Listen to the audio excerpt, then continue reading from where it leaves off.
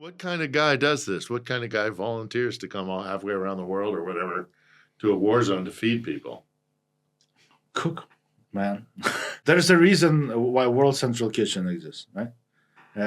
I think cooks are a special breed of people who do whatever they do. They follow their path. Uh, like in the Star Wars movie. This is the way.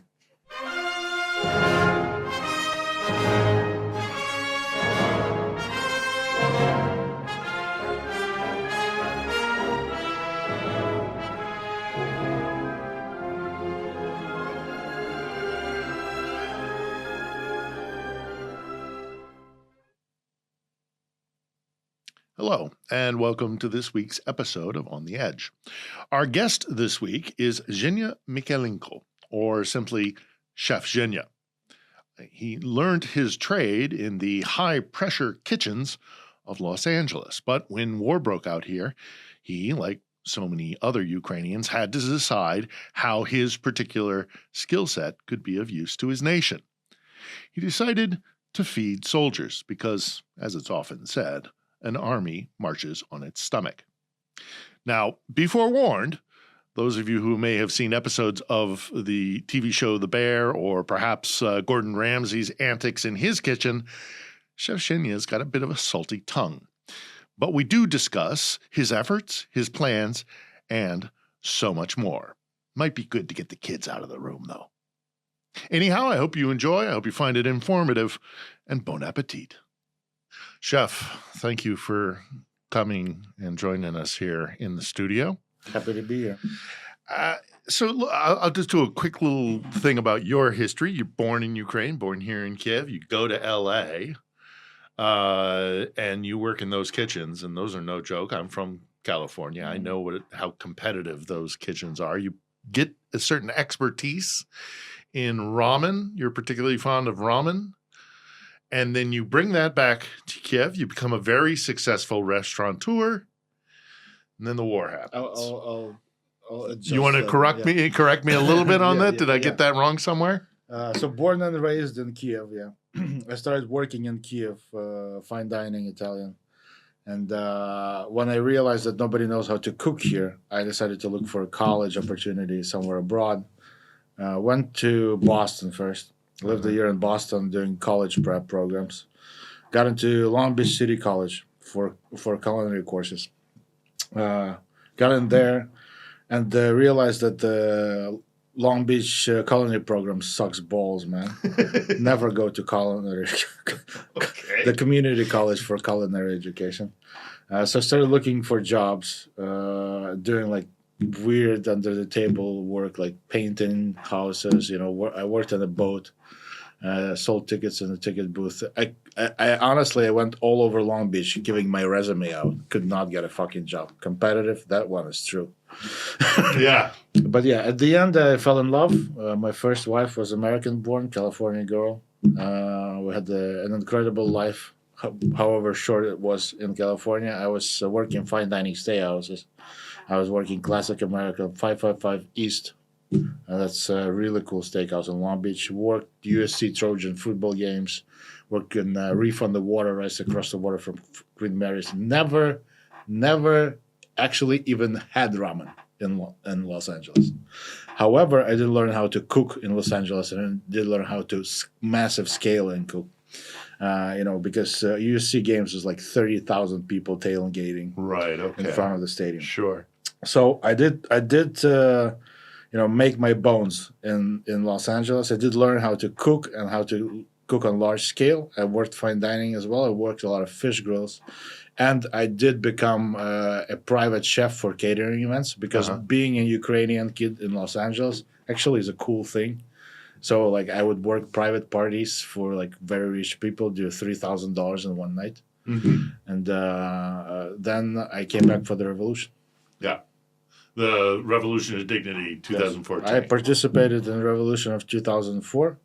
14? 4. Oh, 2004. Yeah, I participated in 2004. The yellow. Yeah, went to America, saw Ukraine elect Yanukovych, told everyone I'm never coming fucking back to people who elected Yanukovych. And then I saw the revolution against Yanukovych, and I couldn't, I had to come back.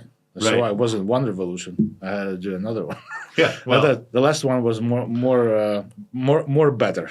yeah, 2014 one. Well, let's hope that's the last one. And then you did a little bit of there, if I remember correctly, you did a little period of time in the kind of weird pseudo war period, like helping soldiers who were fighting out in Donbass kind of get back into civilian life. Is that when you started doing that? Kind of teaching them how to cook? I don't think it's a pseudo war. It was pretty real. Ilovaisk was pretty real. Yeah. But before the 2014, I'm sorry, 22, the massive explosion, massive invasion. So let's talk about that. Yeah. What you're doing currently, and how you decided to take your skill set and put it to use for your country. So from 2014, I come in February 18th, 2014, get on Maidan, and that's just when the shootings happen. So I'm here watching like 100 people die because they stormed the hill with wooden shields, and the motherfuckers are shooting AK-47s. So that was like my coming back. The city was burning. I'm coming from LA.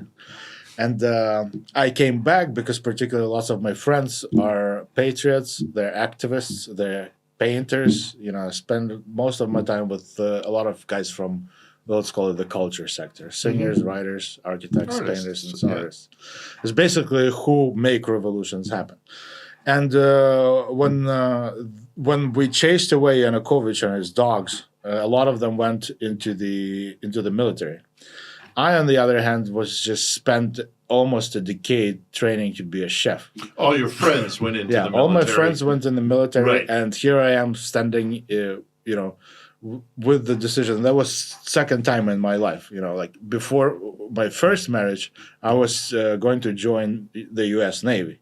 Okay. And my wife told me, "I'm a Navy brat. You're not going into the Navy." Okay, understood. And then I'm coming back to Ukraine, and I have my second wife. Right. That I divorced too as well. And both of them didn't allow me to go in the military. And, since I didn't go in the military the second time, I had to figure out something. So I decided to go into business, and then I went into veteran rehabilitation program. So Right. I worked with veterans who came back from the war zone, trying to reintegrate them into society. And that is exactly how I got lots of military connections. So 10 years, 8 years fast forward, like to 2022, Russian full-scale invasion. So they've been dicking around for 8 years or so. And then they decided to go not just dicking blast. around. You were a successful restaurateur. Yeah. You were doing well here. I was 6 restaurants? Seven restaurants, yeah. Yeah. And that's partially why it was such an easy task to do what we did in Kiev when they invaded. Russians invade. The second day, I had like 120,000 people. We made a website for people to like say we need assist, like food assistance. We got 120,000 requests in one day. And when I saw that, we made it available to everyone. And when I saw that, I was like, there's no way we're able to do that. Because like those are 120,000 requests, but one request is not one person. So that was way over 1 million people. And I knew that was... And these were just civilians caught up in the chaos? Both, all of it. Military, civilian, just everybody saying... And then, we got to a point where we had to make a choice. And then I told the person who made this website to stop, to put it down, because we're going to focus on the military. Now, I focused on the military, and the girl who worked on the website, she joined the World Central Kitchen. And that's what we have here is this is your website, the Magic Food Army, and you start focusing on the military, you start feeding the soldiers. Since that time, how many soldiers do you think how many soldiers do you think you have fed? Let's scroll down. Or how many soldiers do you feed on a regular basis? And I'm going to put a link to this site. Yeah. And you can look at how to contribute and all the rest of it. And we'll talk more about that. But so you're looking at, okay, since the full-scale invasion, you've fed out 176,000 entrees, roughly. Yeah. So roughly about 142,000 breakfasts. No good Ukrainian can go without soup, so you got 121,000 soup. Yep. No, it's fantastic, Chef. It really is. And, I've known your story for a while. I went and visited you down in Zap earlier. It is a significant number that you're feeding. And you're working in conjunction with the Army, yeah? How's that been going? It had its ups and its downs. We were lucky enough to have missed 2 attacks on our bases, and since then we decided to part our ways and separate the food production from them. So we used to live with the military on the same premise. And right. Decided that 3 missiles later, we thought it wasn't a good idea anymore. So how does this work? You do mostly distribution. Do you take the food to the soldiers, or do the soldiers come and collect the food? How does the process work? It's a mix of both. We work 900 kilometers of the front line, and we do both deliveries and takeouts. We have a coded network of communication with every unit, and units place their orders. So we have like a meetup places all along the front lines that change frequently. So there's never any.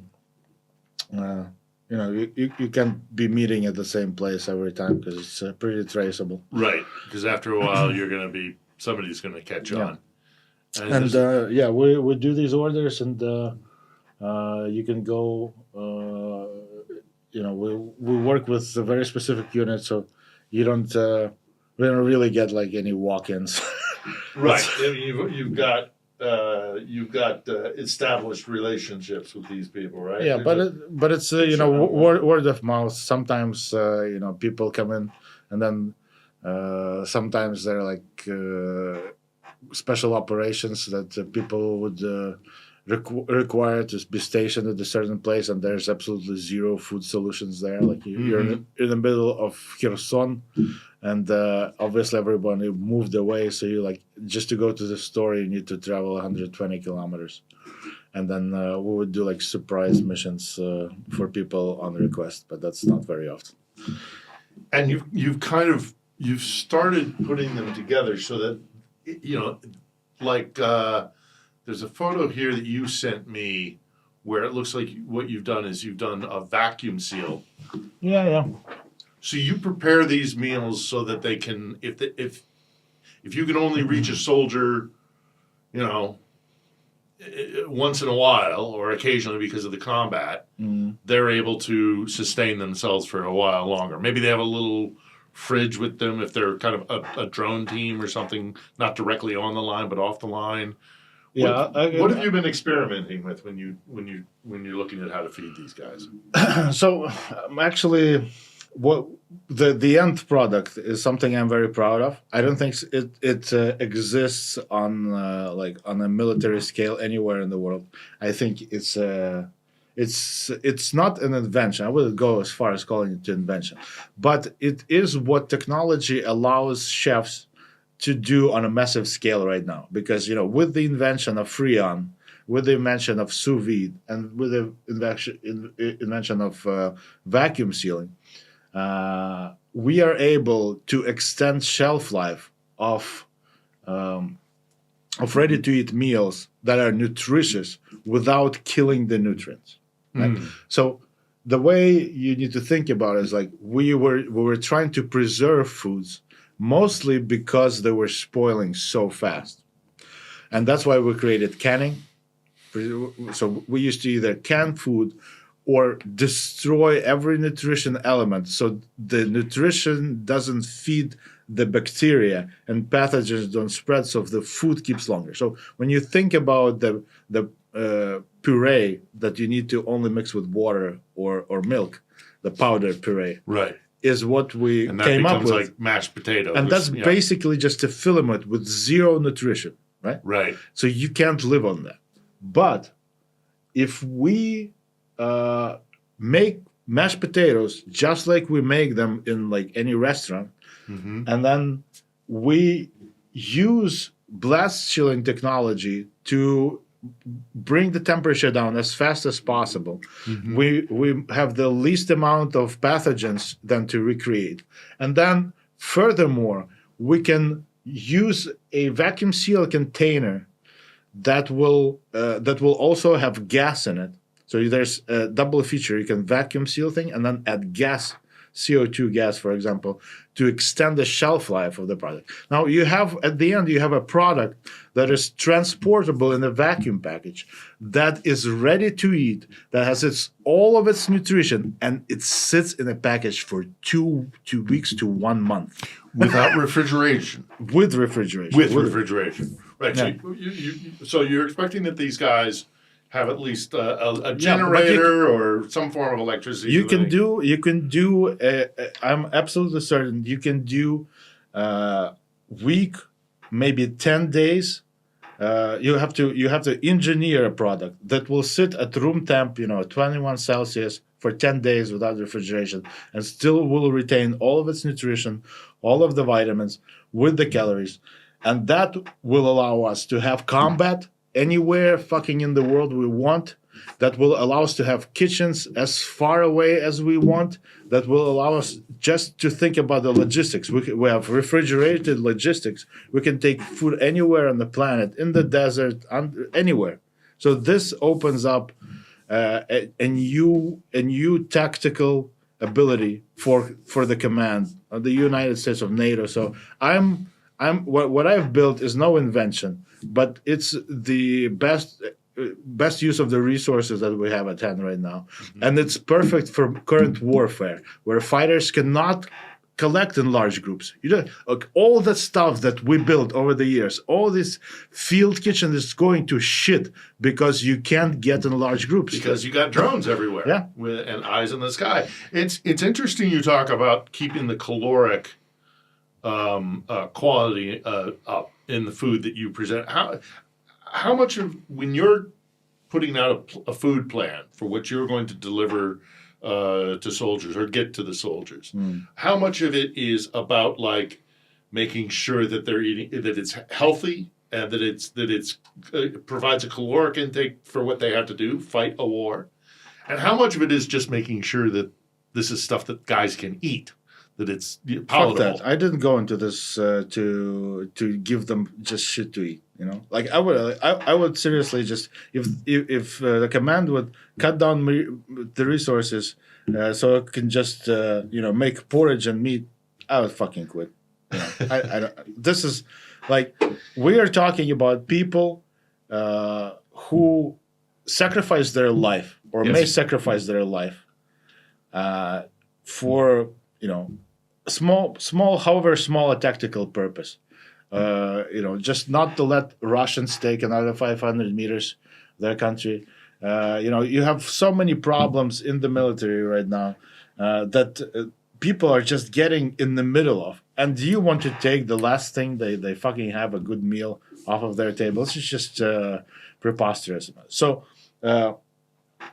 I did that solely to make the best food that we can on a massive scale for people to be efficient anywhere. And not only the calories and the vitamins matter, but we are able with this technique and with this solution, we are also able to fine-tune diets to the warriors or different types. You have your infantry, they have their caloric intakes, your special forces.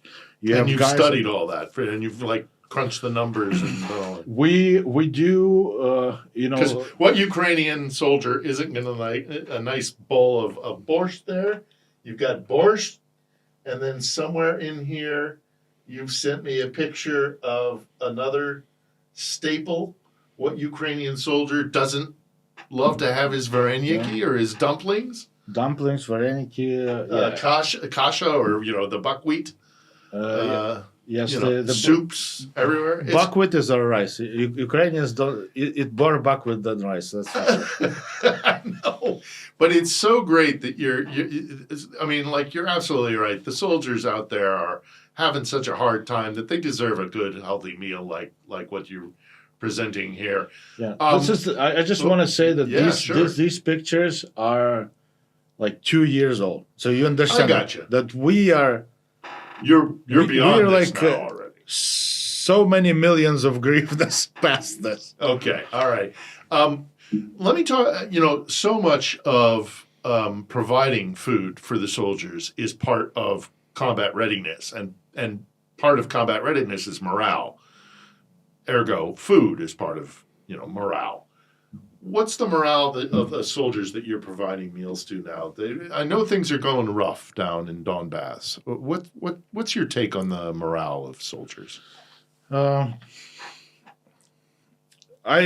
want to say that I'm very limited to the different types of soldier would encounter. So the soldiers I have there, they are trained.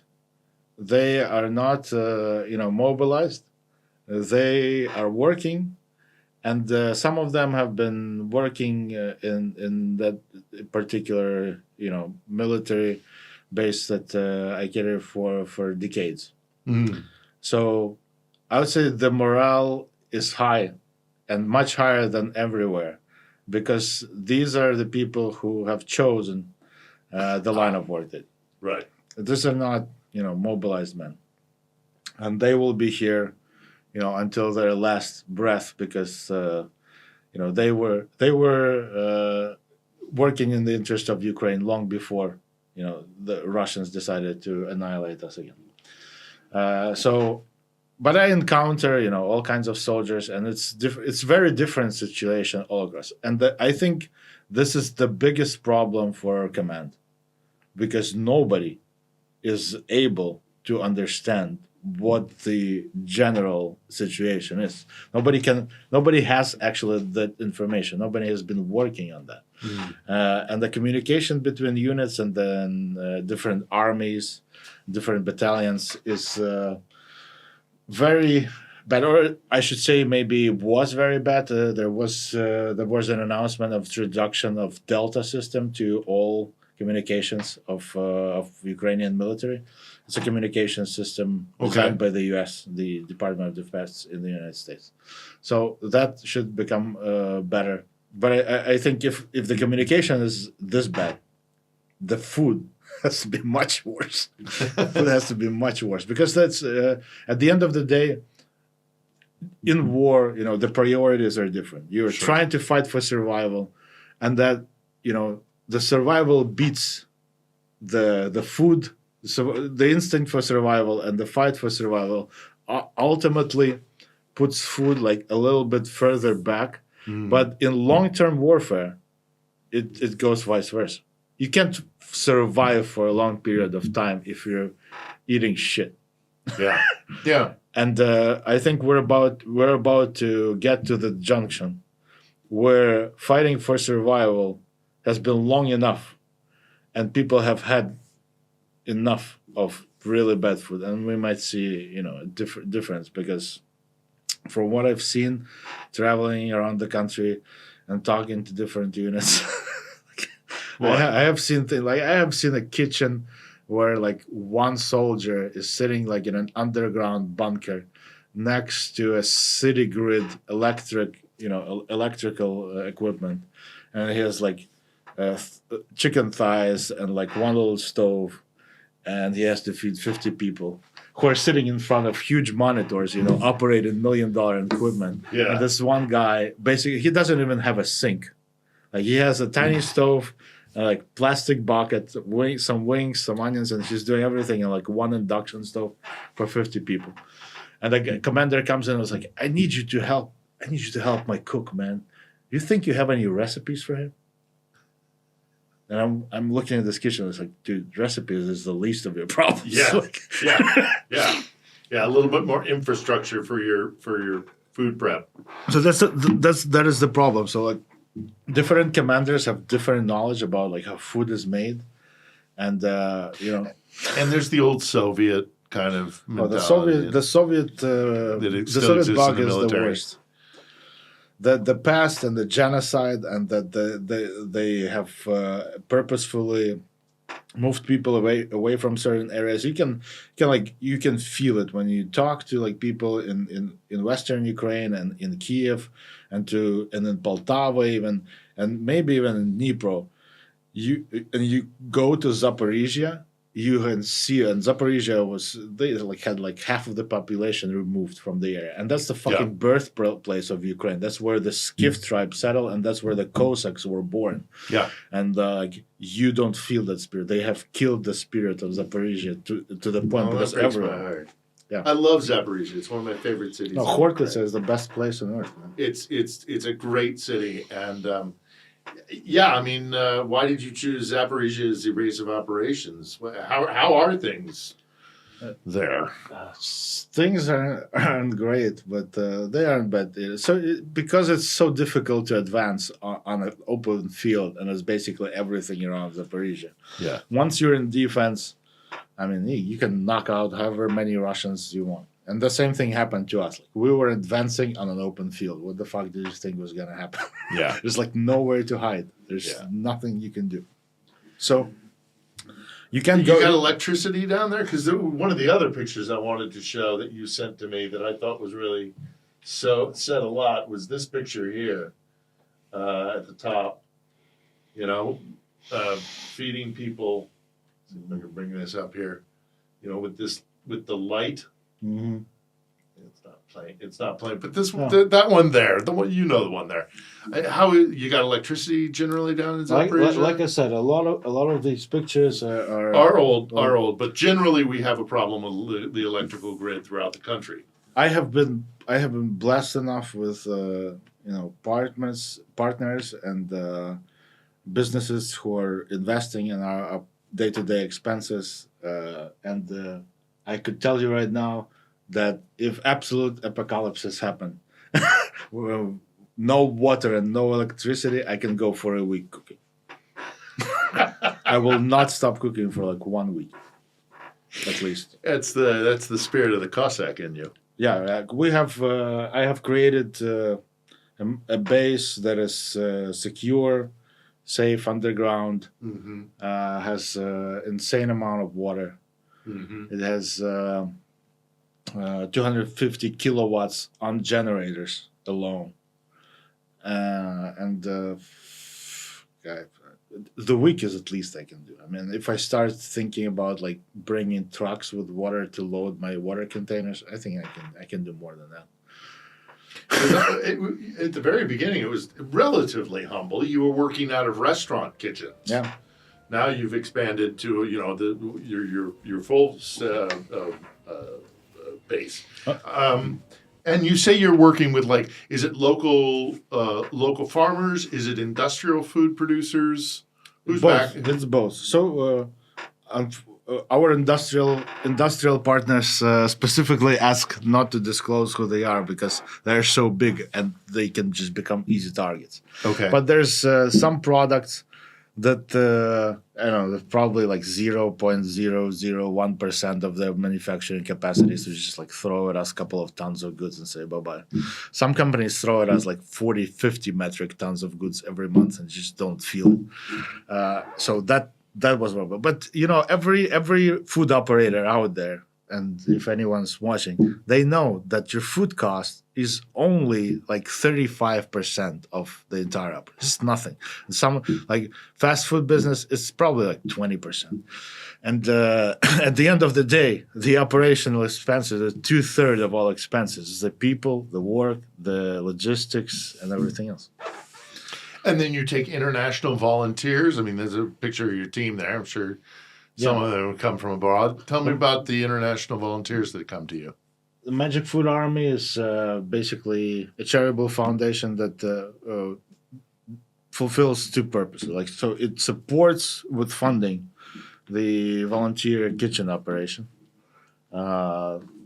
These refrigeration units we need to buy and extra generators and everything else. we need to get funds for, and we make campaigns that Magic Food Army then pays for. And then the other thing that we do is human resources. So we look for people who want to contribute to who have this fulfillment, who need to fulfill this desire in them, to go and have some meaningful input, because for some people just throwing cash isn't enough. For some people it is, and we are we're taking care of their paperwork, right? So people have to contribute at least 1 year of their time. We take care of the paperwork. We basically get them a visa, because you can't come to Ukraine on a visa, but you'll have to go back after 90 days. Right. And after you have spent there 180 days, you have to go and stay outside of the country for 180 days. Right. So we do a special volunteer visa. We get them a temporary residency, and they can stay in Ukraine indefinitely. They can have a bank account here. They can do, go in and out of the country here. We provide living. We provide meals, right? And you volunteer for 14 days out of the month with us, and then you get to rest the rest of the month. And how hard is it to teach an Irishman or an Australian how to make a good chalupsi? Oh man, I love Ireland. I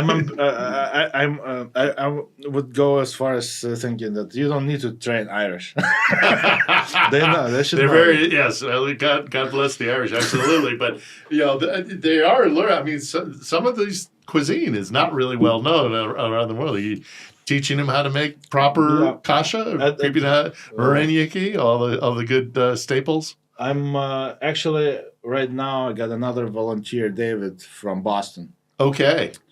And I'm teaching him to occupy the officer's position. And like inside my company, I have military ranks internal to. Well, it's the Magic Food Army, so of course you'd have ranks. Yeah. And I'm training him to be an officer for international volunteers, so he can. I don't have to explain to everyone like every time, because it has been very hard. Yeah. Like teaching people over and over and over again, and like me being the only person. There's over 2 years we had over 20, maybe 30, maybe 40 international volunteers, and that's a lot. For me to take care of, along with everything What else. kind of guy does this? What kind of guy volunteers to come all halfway around the world or whatever to a war zone to feed people? Cook, man. There's a reason why World Central Kitchen exists, right? I think cooks are a special breed of people who do whatever they do. They follow their path. Like in the Star Wars movie, this is the way. Yeah. I agree with you. I know people in hospitality back in the States, and it's a calling. It's not so much just a job. Okay, what about the problem of corruption? It's a big deal in Ukraine. You're working with a lot of moving parts, a lot of money probably flowing around, either in the military or in the industry. How has your experience been with corruption? Is it worse than before the beginning of the war? About the same? I've been coming here for 20 some odd years. I know the corruption of this country, and I'm curious as to your experience during the war. So me being born and raised in Kiev, we're sitting downtown. If you go up the hill, at the end of the road, you will hit my school. You'll go exactly to my school up the road. I studied in Klovsky Lyceum for 11 years. I've been going by the president's office for 11 years, from the metro station to my school. however many walks, this twice a day, how many college days or school days there are in the year. So I'm pretty sure I've spent more time near the president's office than our current president. And in those years, I have seen many governments come and go, many different politicians. There is a reason why we had two revolutions in 2004 and 2014. And the main reason is, of course, Russia, and the main weapon of Russia is corruption.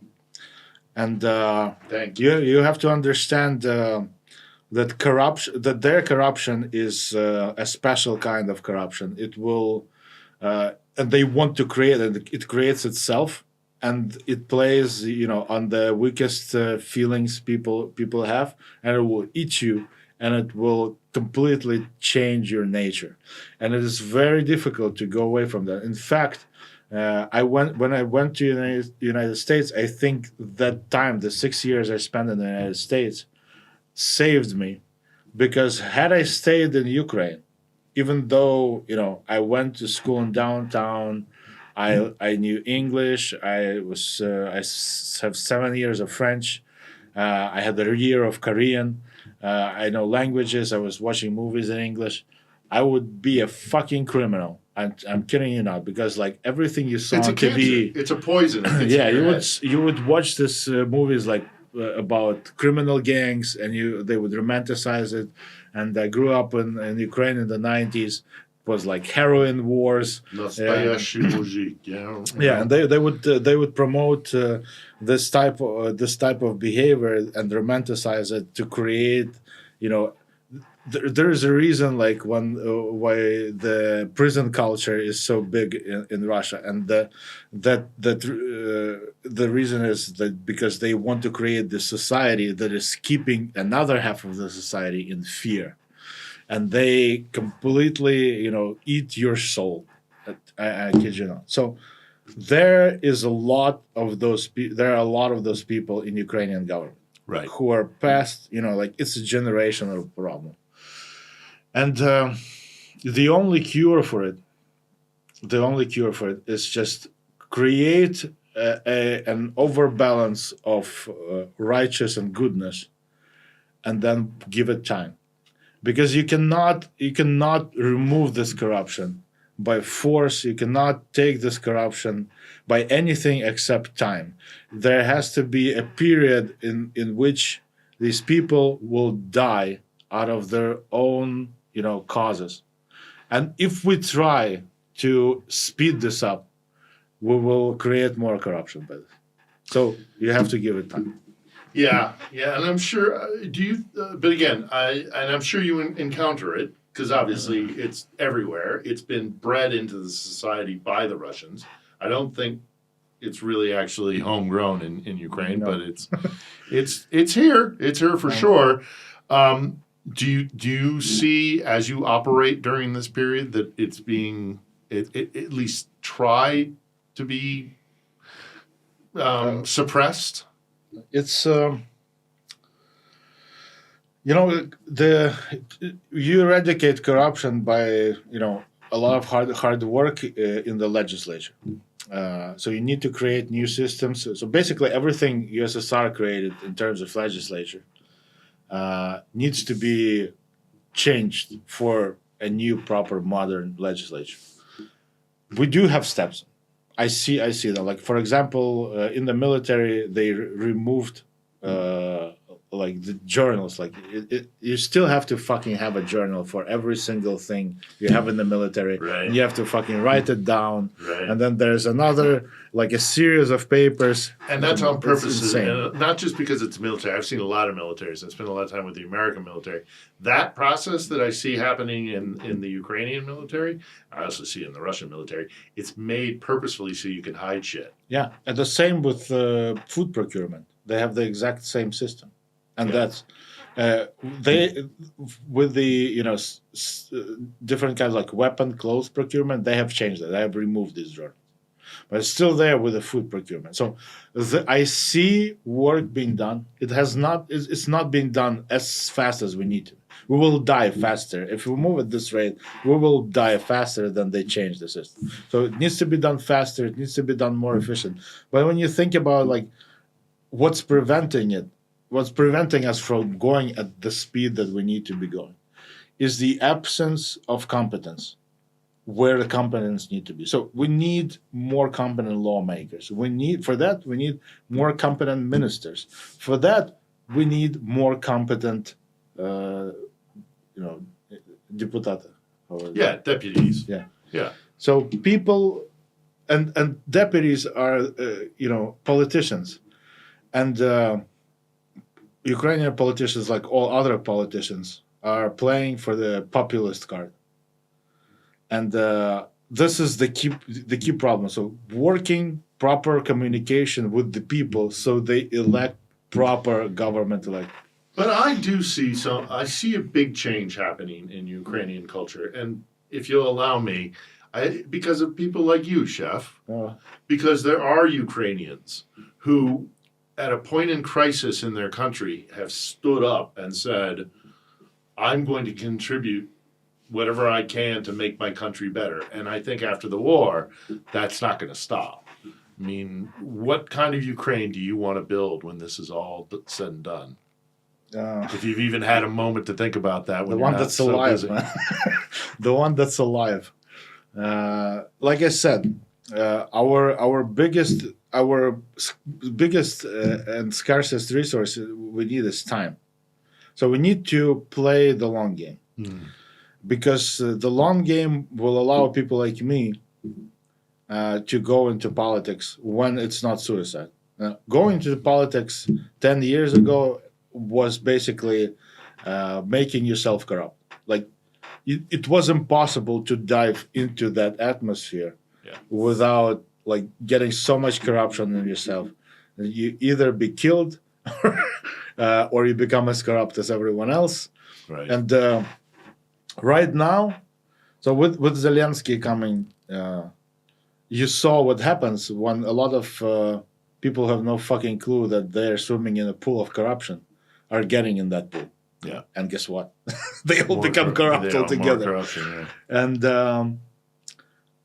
you need so time needs to pass. So people who understand, what they're doing need to go in there and fight it. So we need to fight it, but there needs to be like a game plan. And during a war, it's pretty damn difficult to do. Yeah. So we need to prioritize things here, and that's why I think many people in our society have been silent and telling, okay, yes, Zelensky, go marathon, go Ukraine. But the war has to be won first. Yeah, you have a common enemy. Get rid of that. And I'm gonna go as far as saying, not one.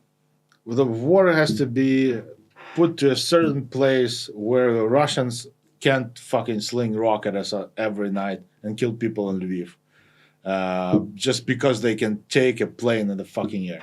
Yep. That's just, we don't need the war to be over. We'll fight the war.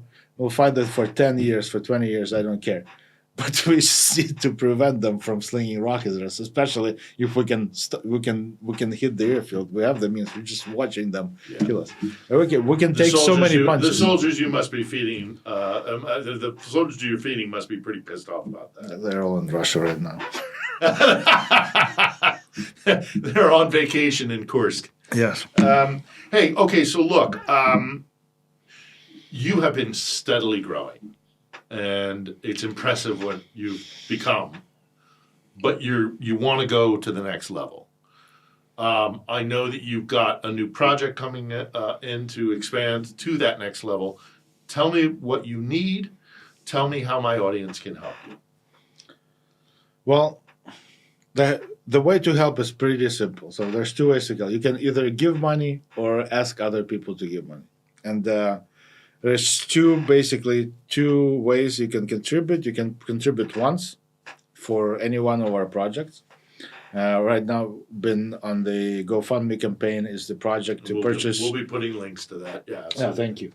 The project is to buy more refrigeration equipment and an extra generator for that refrigeration. So, in order to expand right now, I have all the manufacturing capacity, but I don't have the storage capacity. So the food that we produce has been portioned in cold room.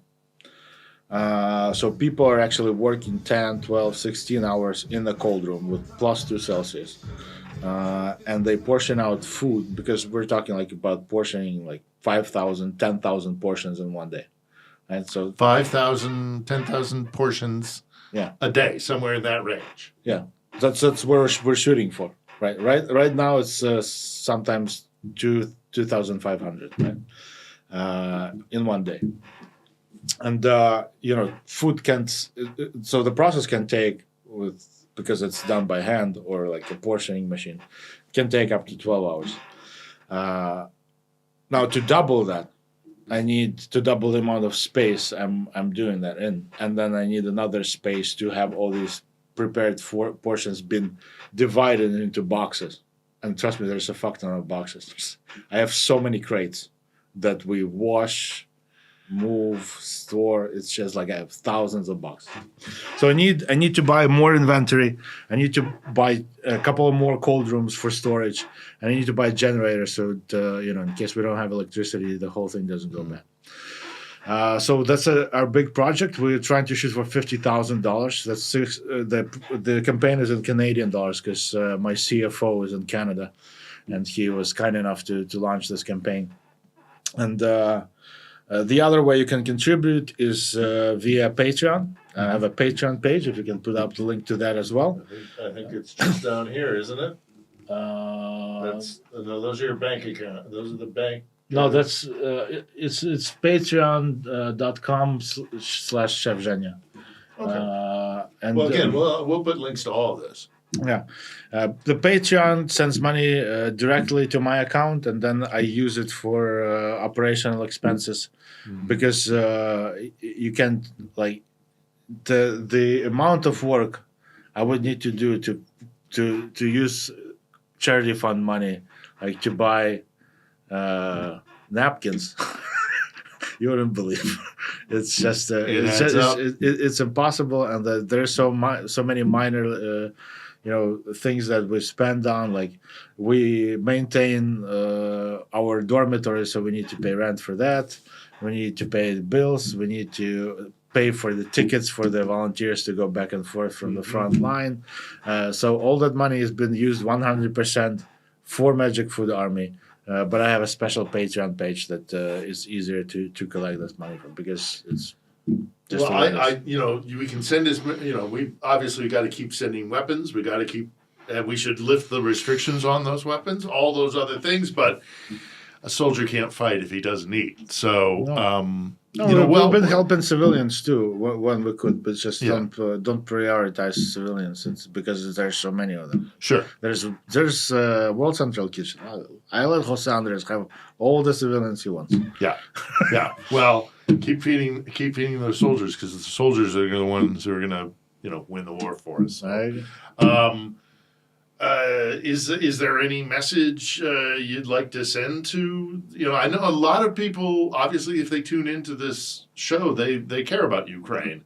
How do you feel about what you're doing, and what message would you like to send to the international community about Ukraine, the war effort, the people you're feeding, whatever you want? So I feel, I love food. It's in my DNA. So ever since I was a kid, and I think that's what many of other cooks and chefs will share. So we are sick. We are sick because we can't have it any other way than to cook for people, and that is our, on the baseline. When I see food being made improperly or bad or someone having technique, it physically hurts me. I cannot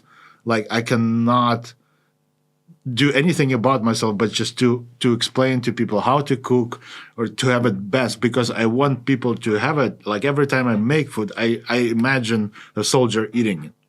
that help. Like, it's in my mind, every portion that they make. If I see a bad portion, I may be angry at people because they don't feel my pain as me watching it.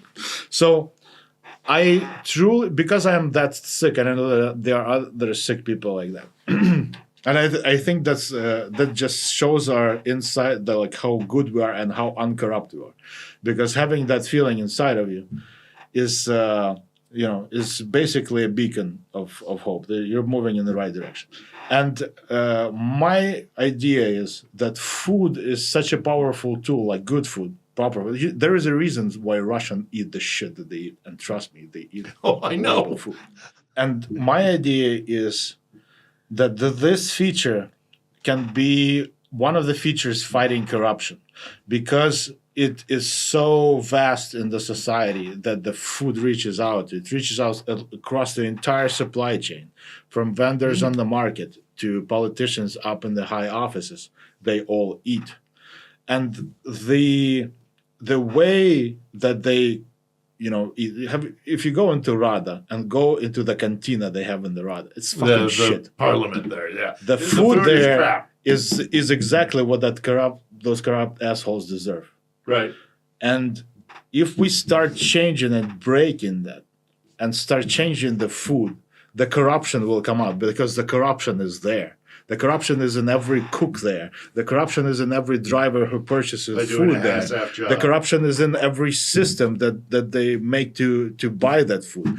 Everything there is corrupt. So by starting to, tinker on that corruption and trying to, mine your way up. Just like Ivan Franco said, right? And my message is to press, on your government elects in the United States, government elects in Britain, all our partners, put pressure, keep putting pressure on our corrupt guys, make them change the food programs in the military, make them change the food programs in the schools, hospitals, everywhere. Start with food, focus on food, and trust me, the benefits that you will yield will be far from what you all expect, because food reaches so far that very few people know. Very few people. I love your passion, Chef. Yeah. Thanks very much for coming and talking Thank you to for us having today. me. It's a wonderful discussion. Please go and contribute and help. Thanks very much.